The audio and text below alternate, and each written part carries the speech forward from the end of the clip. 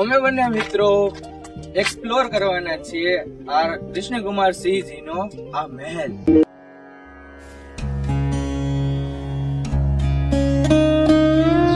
આનો ફૂલ વ્લોગ આપણી આ યુટ્યુબ ચેનલ પર આવી ગયો છે, તો તેને જોઈ નાખો અને સબસ્ક્રાઇબ કરી નાખો.